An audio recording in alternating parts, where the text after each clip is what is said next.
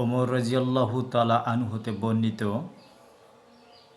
আছে, কাইস ইবনে আসেম রাসূল সাল্লাল্লাহু আলাইহি ওয়াসাল্লামকে বললেন, ইয়া রাসূলুল্লাহ, আমার ৮টি কন্যা সন্তান ছিল, আমি তাদেরকে জীবন্ত পৃথিবীতে রেখেছি বা জীবন্ত কবর দিয়েছি একের পর এক। রাসূল করিম সাল্লাল্লাহু আলাইহি ওয়াসাল্লামকে বললেন, ইয়া রাসূলুল্লাহ,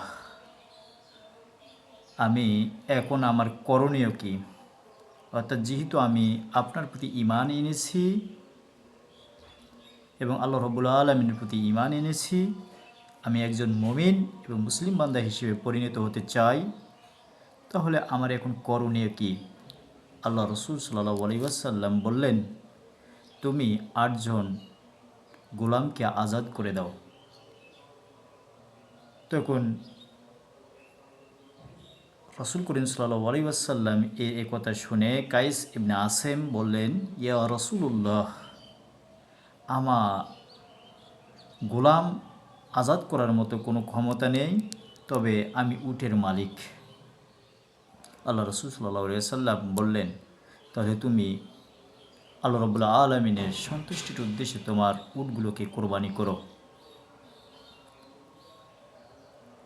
সম্মানিত মুসলিম উম্মাহ, আল্লাহ রাব্বুল আলামিন মানুষের কাছ থেকে শুধুমাত্রই তার দাসত্বের জন্যই, বন্দুকের জন্যই মানুষকে সৃষ্টি করেছেন। প্রত্যেক মানুষকে আল্লাহ রাব্বুল আলামিন সেই যাজাই দিবেন যা মানুষ তার আমলের মাধ্যমে, কর্মের মাধ্যমে, আকীদার মাধ্যমে বিশ্বাস স্থাপন করবে। নারীদের সম্মান রক্ষার্থে আল্লাহ রাসূল সাল্লাল্লাহু আলাইহি ওয়াসাল্লাম আরও একটি অসংখ্য হাদিস উপস্থাপন করেছেন। তন্মধ্যে একটি হাদিস আপনাদের সামনে উপস্থাপন করে আজকের আলোচনার ইতি সমাপ্তি টানব ইনশাআল্লাহ। আনাস রাদিয়াল্লাহু তাআলা আনহু বর্ণিত, তিনি বলেন, নবী করিম সাল্লাল্লাহু আলাইহি ওয়াসাল্লাম ইরশাদ করেছেন, যে ব্যক্তি 2টি কন্যা সন্তান লালন পালন করবে এবং তাদেরকে পূর্ণ বয়স না হওয়া পর্যন্ত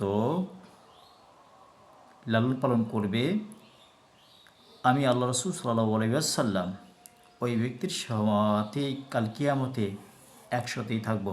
অর্থাৎ আল্লাহ রাসূল সাল্লাল্লাহু আলাইহি ওয়াসাল্লাম এরকম হাত রেখে বললেন, যিনি বা যারা কন্যার সন্তান লালন পালন করবে এবং তাদের পূর্ণ বয়স হয়ে গেলে বিবাহ দেবে এবং তাদেরকে দ্বীন শিক্ষা প্রদান করবে, ওই ব্যক্তি আর আমি কাল কিয়ামতে এরকম অবস্থায় থাকব। আল্লাহ রাসূল সাল্লাল্লাহু আলাইহি ওয়াসাল্লাম এর দ্বারা বোঝাতে চাইলেন যে এর মধ্যে যতটুকু ফাঁক থাকবে, ঠিক সে এতটুকু ফাঁক পরিমাণ আমি কাল কিয়ামতে তার সাথে অবস্থান করব। আসুন, আমাদের যারা আজকে কন্যা সন্তান হওয়ার কারণে যারা আজকে আমরা মন খারাপ করি এবং কন্যা সন্তানকে আমাদের বংশধর পরস্পরায় বৃদ্ধির উপকরণ যারা আমরা মনে করি না, আমরা যারা কন্যা সন্তান হলে নিজেদেরকে মন খারাপ বা আমাদের স্ত্রীদের উপর যে নির্যাতন আমরা চালিয়ে যাই, আল্লাহ রাব্বুল আলামিন আমাদের এরকম অবস্থা থেকে, মন খারাপ থেকে হেফাজত করে আল্লাহ রাব্বুল আলামিন আমাদের কন্যা সন্তানগুলোকে যথার্থ শিক্ষা দিয়ে ইবাদত বন্দীর উপযোগী করে তোলে, তাদেরকে সুপাত্র বা সৎপাত্রে